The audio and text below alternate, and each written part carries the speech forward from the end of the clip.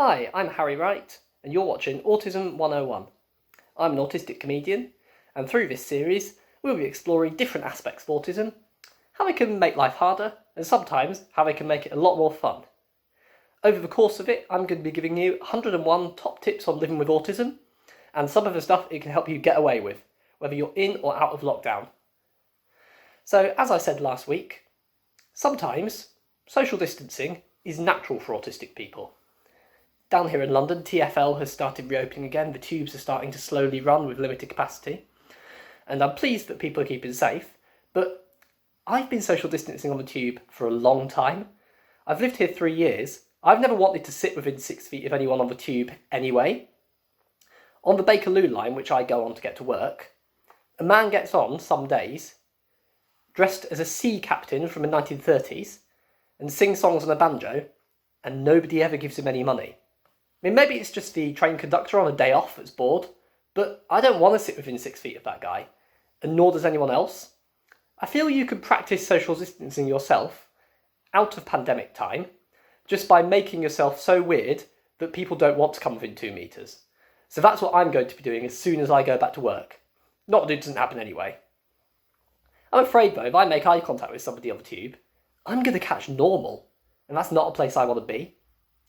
I think that if I make eye contact with somebody, being neurotypical is going to jump onto me like a virus does. Now, if you don't know what neurotypical means, we'll be exploring it a bit more later. Basically, it's when someone's neurology and how their brain works is, in heavily inverted commas, standard. I don't want to use the word normal because I don't think there is such a thing as normal, or typical for that matter. Although when I was little, and my mum would call me in for my tea, and I'd say, "No, I'm remembering all 213 world flags." She'd go, "Oh, typical." That was roughly when I was diagnosed, by the way. Also, there's 216 world flags. I was such a bad autistic kid. But neurotypicality is when your cognitive issues and your sensory processing issues are maybe a bit easier for you, when you don't necessarily have day-to-day problems with those things that can affect how you function in the world on a daily basis. And autism and related conditions, and sometimes mental health issues as well, are referred to by the collective term neurodiverse, because it's a wonderfully diverse world that we live in, and it's a wonderfully diverse world that our brains could do to us. I mean, I like living in it most of the time, not sure about you. But I think if I became neurotypical, I'd start saying things I don't really say, and I'd start acting like I don't really act. I sometimes wonder what it would be like. And sometimes I'd like things to be a bit easier. I'd like not to have panic attacks. I'd like to be able to make friends a bit more easily. But I really don't want to become the kind of person that when I'm talking on the phone says, "Hold on a minute, I'm just going to go and check if Julie's given birth yet." My mum does that sometimes, and she definitely doesn't know anyone called Julie. If you're going to hang up on me, mother, just do it. Another thing neurotypical people sometimes do is try and make very bad puns and jokes. Obviously all mine are fantastic, but I recently heard an uncle say, "It's going to be more like the National Health Service by the time the Tories are finished with it." Firstly, he said that apropos of nothing. Secondly, it was at a family dinner, and everybody laughed at that, more than they've ever laughed at any of my jokes. Deeply rude. That's why being an autistic person in a neurotypical family makes you the best member of that family. I can absolutely guarantee that. But we're going to be looking at neurotypicality a bit more today. I'm also going to be looking at sensory overload. Sensory overload speaks for itself. It's something very common to most autistic people, and it's when there's a lot of processes and inputs coming into your brain all at once, and sometimes you can get a bit overwhelmed, you can shut down, and you need to go and do something else for a while, or you can get very panicky. Think of it like a bread slicing machine in a factory, and sometimes the pieces of bread back up and the slicer breaks, and the whole process breaks down. And then, out of the other side, you start getting tiger rolls, and that's not what anybody ever ordered. That's roughly what sensory overload is.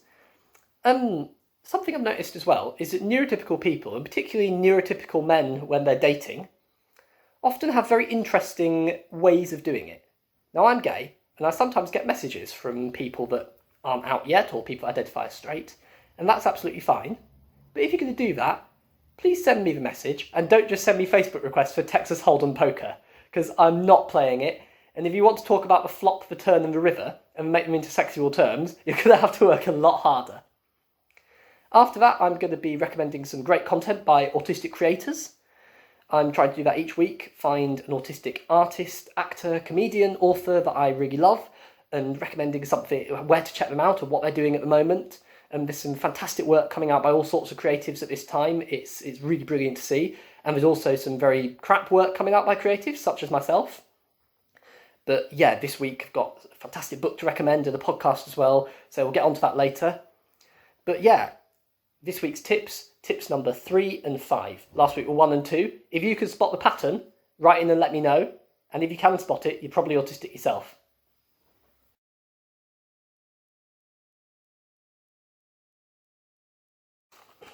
Hey girl, are you a baker? Because I've seen you working at Greg's, and I'm unsure if you work there as a baker, or in a managerial or administrative capacity. Next one's based on a very, very classic, beautiful line. Hey girl, if I could rearrange the alphabet, I wouldn't. I'm autistic, and the idea causes me profound discomfort. The next one is, hey girl, I'm not into women and don't know why I'm approaching you with this query. The final one is for any fashionistas in. Hey girl, is that a ladder in your tights? Maybe if you brought better quality clothing, and not from stores that are recently closing down, we wouldn't need to be having this conversation. So yeah, try those for yourself. Let me know how they go.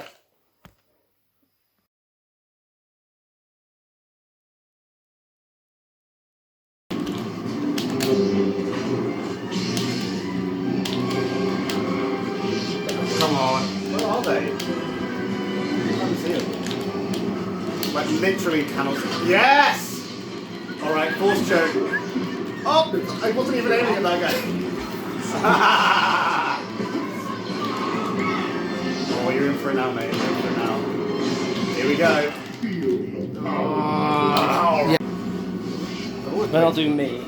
Keep it, yeah. I'll like flip. You keep going, and I'll like flip it. Ah. Right, here we go. Here we go. Reinforcements coming in. Oh.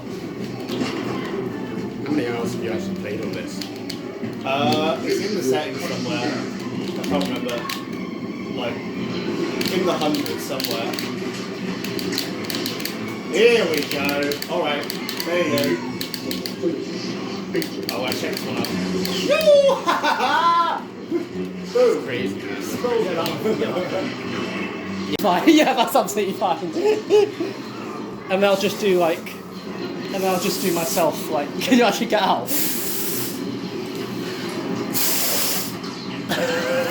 Doesn't work. Thank you. Yeah, it's not great. Thank you. And then I'll just do myself, like, doing it in silence. And then that's that. Brilliant, yeah.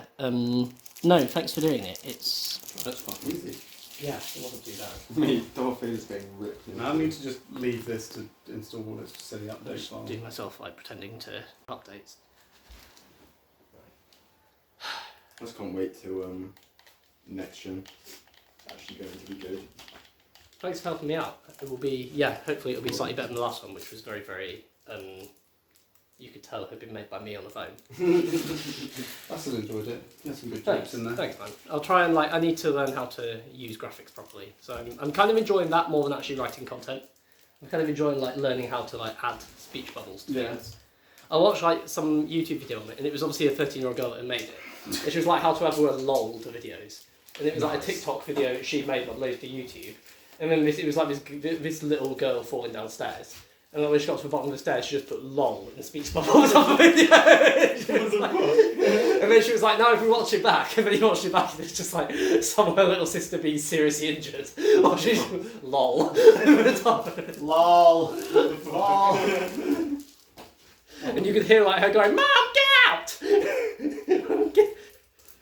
Right, I'm going to cook myself some Cheers. chickpea curry.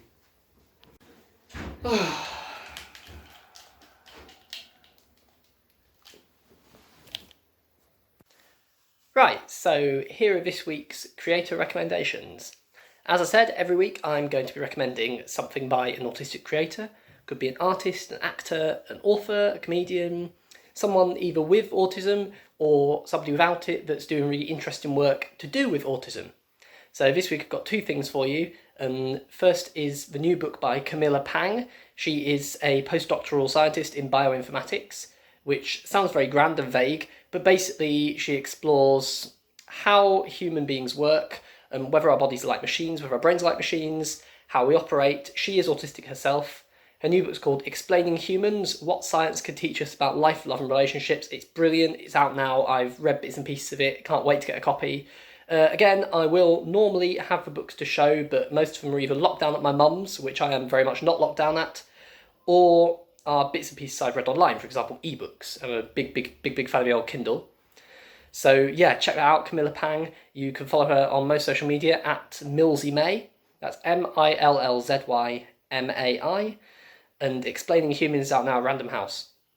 And the second is a podcast. This is Autism Hour, which is by Mark Birkwood, another very funny man in his own right, great comedian.